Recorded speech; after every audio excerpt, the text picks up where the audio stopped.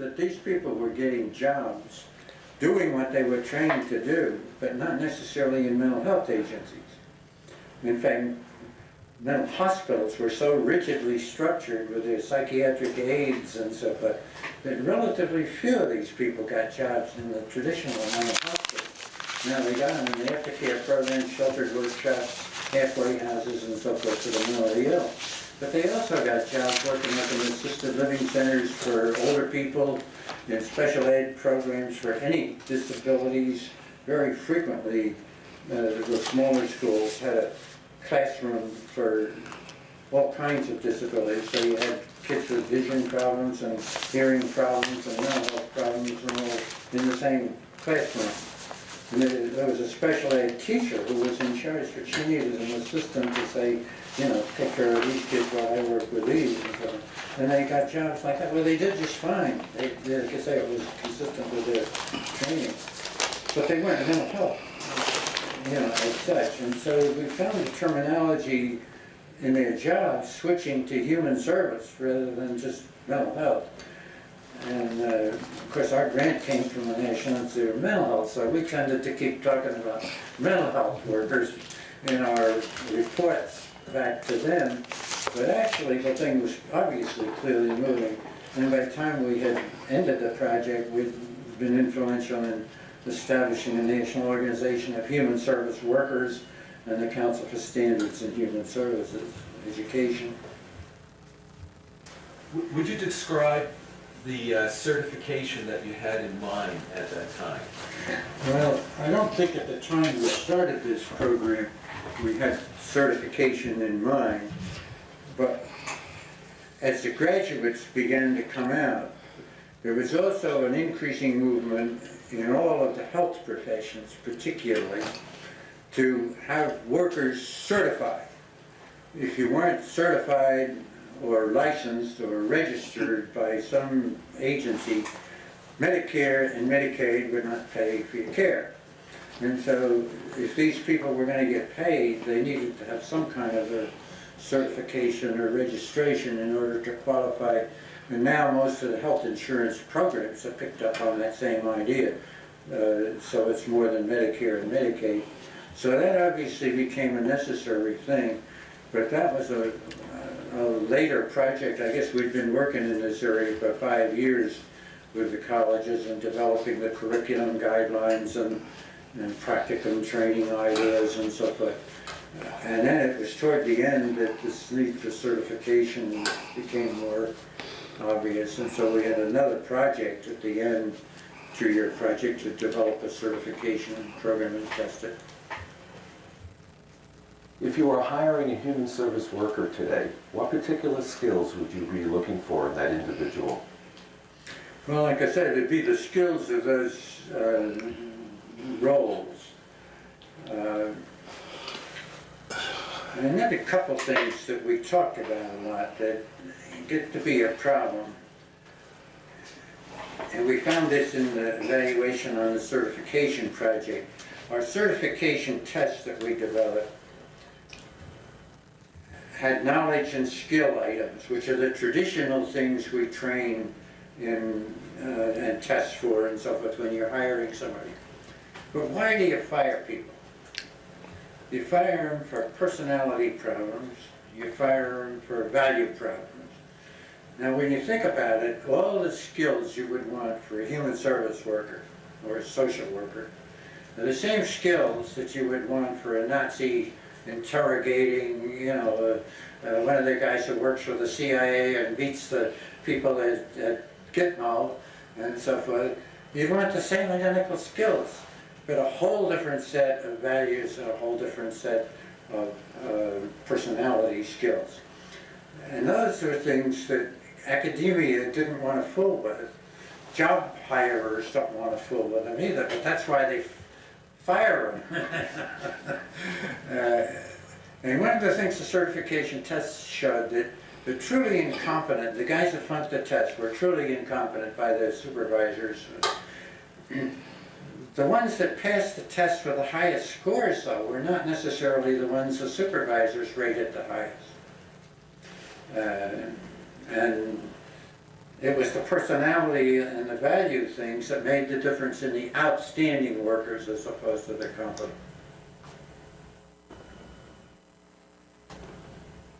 Hello and welcome to another episode of your Human Service News and Information.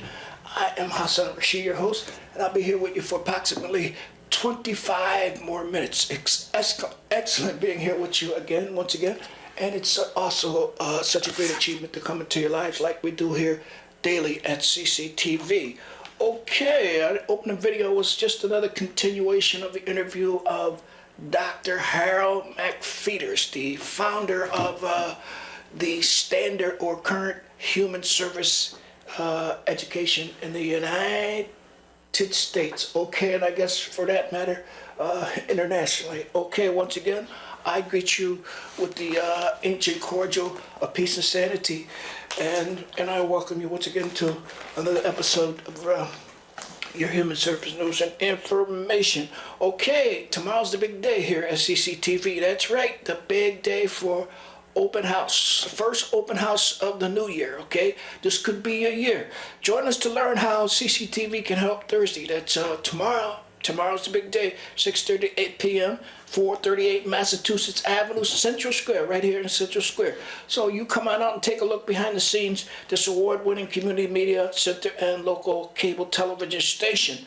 Talk with staff about the life at CCTV and television and production opportunities that may interest you. Get your hands on our gear, meet our citizen journalists, and enjoy some snacks. So once again, that's the CCTV TV's monthly, I think that's monthly open house. So for you to come on out, visit the studios of CCTV, and learn how you can become involved with media. Okay, that's TV media. This could be your year, so join us to learn how CCTV can help you. Once again, that's Thursday, January 12th. That's tomorrow, 6:30 to 8 p.m., 438 Massachusetts Avenue, Central Square, right here, CCTV, right here in the heart of Central Square. Okay, there's also another great big event here that's coming up on January 19th, and that is Youth Media Screening. That's right, free and open to the public. That's Thursday, January 19th, 6 p.m.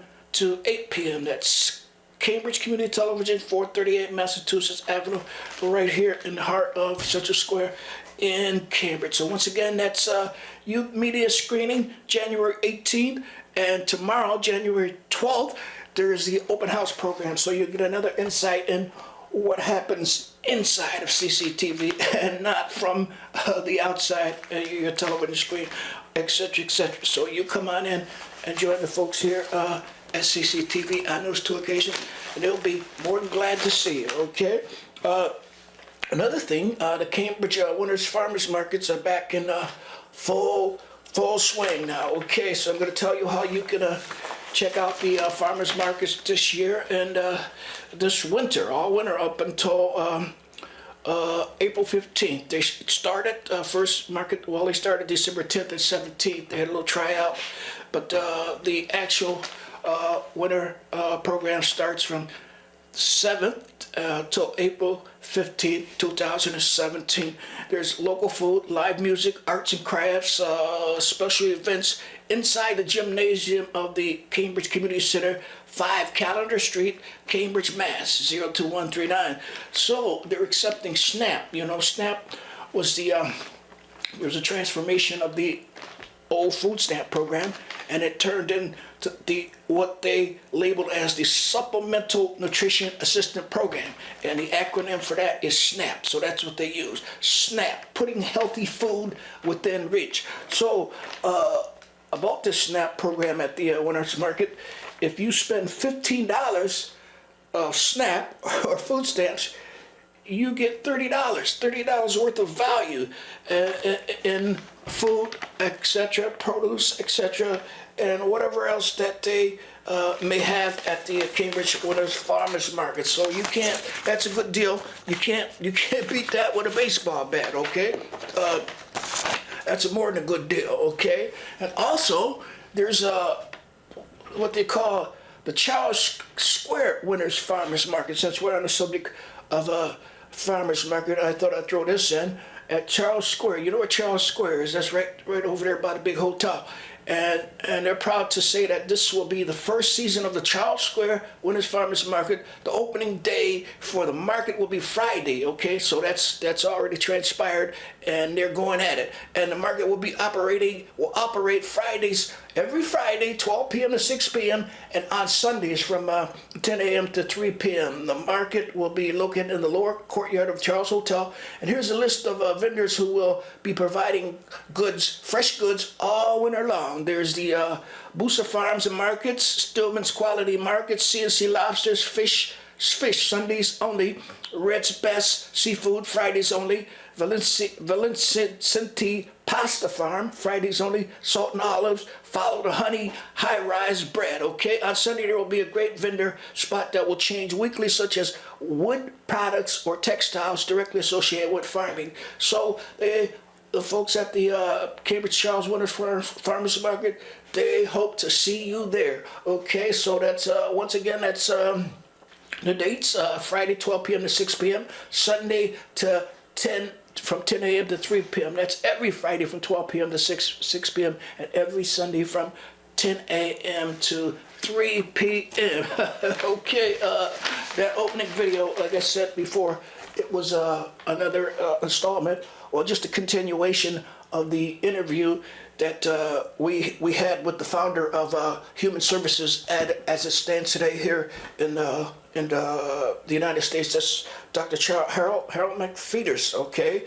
And his interview, this was, I guess, the third time that we ran that video on Dr. Charles McFeeters, because there's such a great big sector, human service sector here in Cambridge, I'm telling you, and a lot of people don't even know who created Human Services. Okay, so that's why I put it out there, so you can get some insight on the originator. If you want to understand Human Services, you got to know who created it. Okay, and this is a long-running program that Mr. McFeeters had something to do, and he had something to do with the National Organization for Human Services. And I want to give you a little rundown on a bio of what the National Organization for Human Services are all about. But before I start, I'd like to tell you, if you're a college student and you intend on studying human services, there's 3 levels of scholarships that they offer for you: undergraduate, graduate, and higher level doctoral scholarships. So if you're interested in scholarships, you need some money, you just contact the National Organizations for Human Services, and I'm going to tell you how to do that after I just run this bio down to you, okay? The National Organization for Human Services, acronym NOHS, was founded in 1975 as an outgrowth of a perceived need by professional care providers and legislators for improved method of human service delivery, with the support of the National Institute of Mental Health, Southern Regional Education Board, and the National Organizations for Human Services focused its energies on developing and strengthening human service education programs at the associate, bachelor's, master's, and doctor's level. Okay, there's a fourth scholarship available, and I didn't mention the associate degree level, so you can also get help at the associate degree level. Okay, the current mission of the National Organization of Human Services is to strengthen the community of human services by expanding professional development opportunity, promoting professional and organizational entity through certification, enhancing internal and external communication, advocating and implementing a social policy and agenda, and nurturing the financial sustainability and growth of the organizations. Members of the National Organization of Human Services are drawn from diverse educational and professional backgrounds that include corrections, mental health, child care agencies, social services, human resources management, gerontology, developmental disabilities, addiction, recreation, education, and more. Membership is open to human service educators, students, field workers, supervisors, direct care professional, and administrators. Benefits of membership includes subscription to the Journal of Human Service, and I want to show you the cover of that also before we leave the air. And to the link, I don't have that with me today, but access to exclusive online resources and availability of professional development workshop, professional development, and research grants, okay, and an annual conference. So there are 6 regional organizations that are affiliated with the National Organization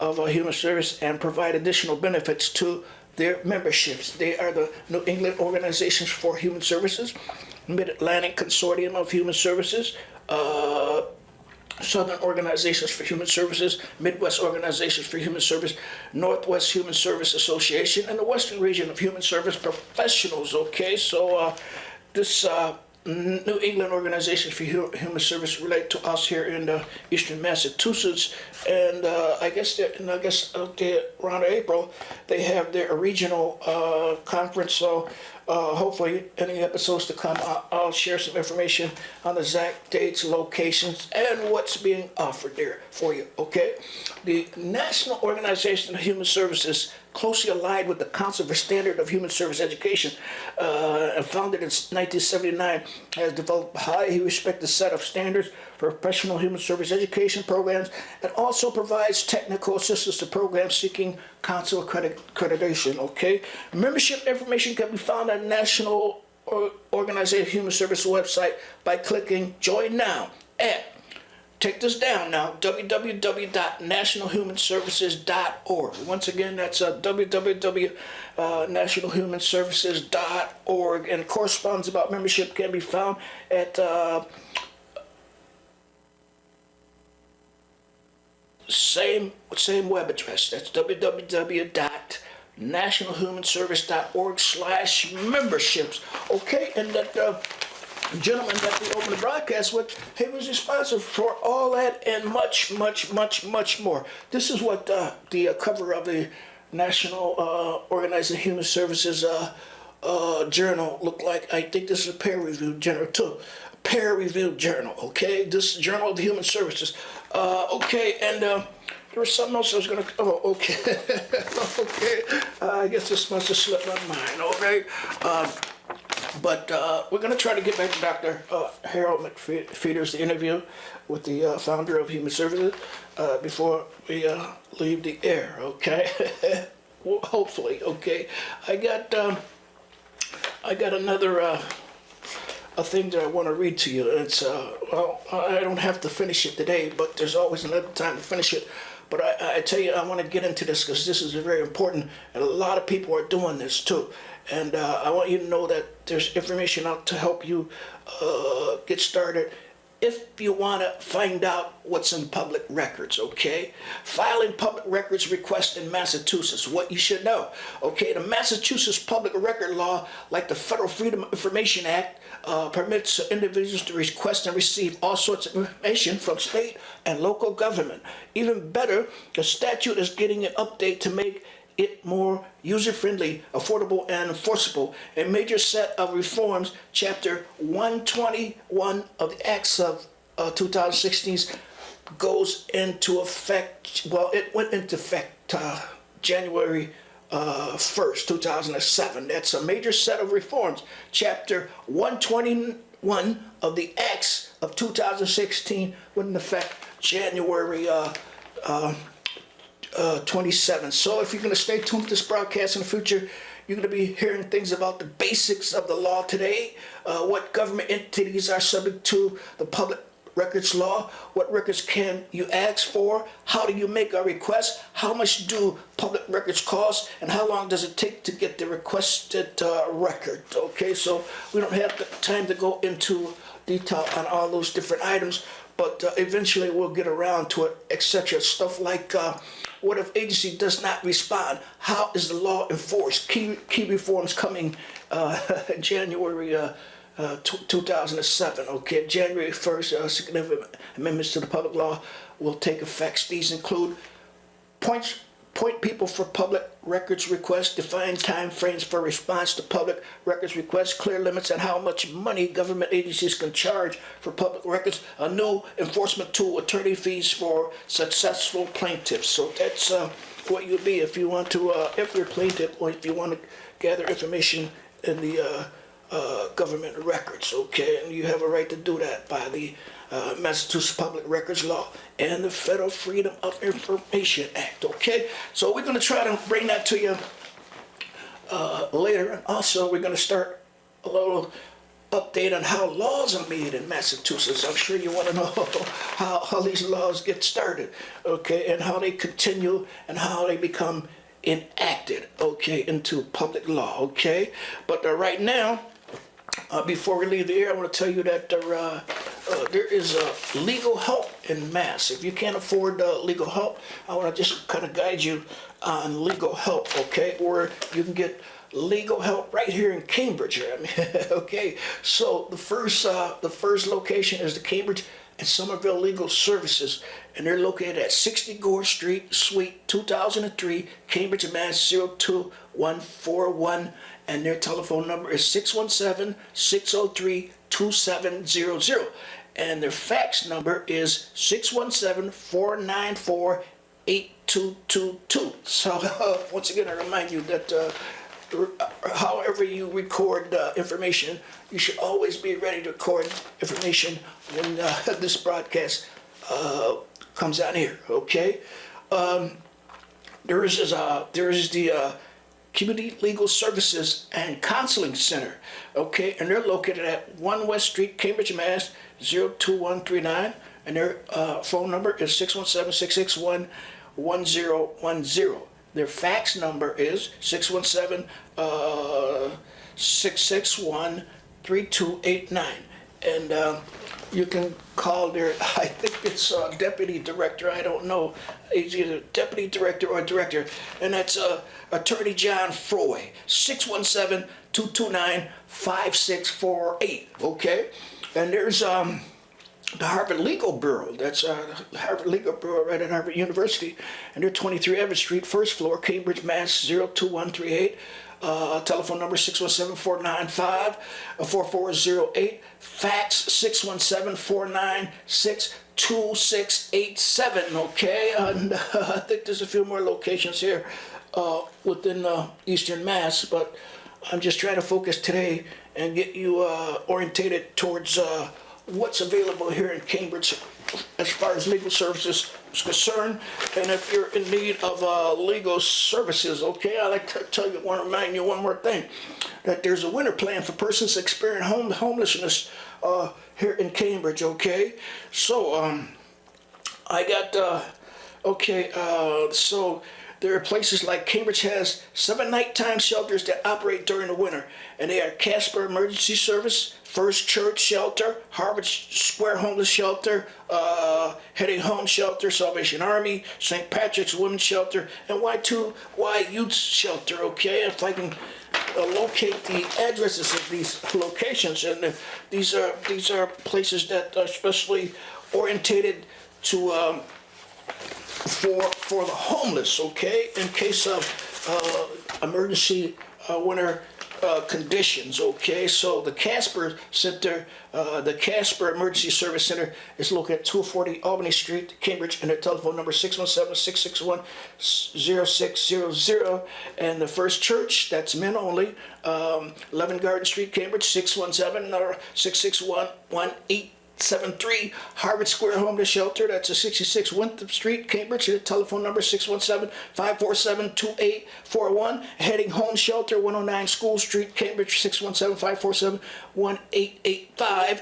And referrals required to that one. But in case of winter conditions, you're able, I think, as far as this winter plan, to just go right into these places and get you some shelter, some protection from the elements, okay? Salvation Army Shelter, men, 402 Massachusetts Avenue, Cambridge, 617-547-3400. St. Patrick's Women's Shelters, women only, 270 Washington Street, Somerville, 617-628-3015. And the Y2 shelter is located at 1 Church Street, Cambridge, 617-864-0795. Okay, you're wondering why I'm trying to rush it, because we don't have that much time left. I'd like to get one more video on how you can prepare yourself. That we ran this video, and this is another, just a continuation of this video, and how you can get help if you're a victim of hate crimes, or if you witness a hate crime. Okay, I'm gonna try to run this on fast,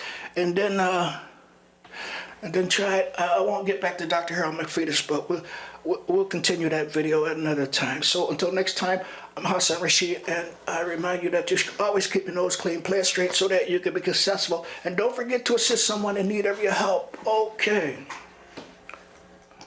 This is a hate crime that's being investigated, because you as a journalist cannot make that distinguish, that you cannot make that distinction in a story yourself. That's inserting your personal opinion into into a news story, and that's something that we as journalists shouldn't do. So if it's being investigated. Okay, I had to interrupt right here. I forgot one more thing. Martin Luther King Day of Service. That's Monday, January 16, 2 to 5 p.m., Cambridge City Hall. All ages welcome. Don't come empty-handed. That's Martin Luther King Day of Services at Cambridge City Hall, 2 to 5 p.m., Monday, January 16th. Investigated as a hate crime, that's not something that we should say. That's something that we should have go to the police, go to an organization that tracks hate crimes, and ask. But we can't say that on our own. Mm-hmm. There's also a distinction between law enforcement investing something as a hate crime and charging someone, right, and then making the decision to move forward with prosecution. Heidi, can you tell us how often that happens, or what the challenges are for law enforcement in the instances of hate crimes? Yeah, well, this is where trying to figure out how many hate crimes we have in the United States every year or not, it gets even murkier than the disparity in the numbers that I was talking about earlier. Because there are many cases where, so let's say police investigated something as a hate crime.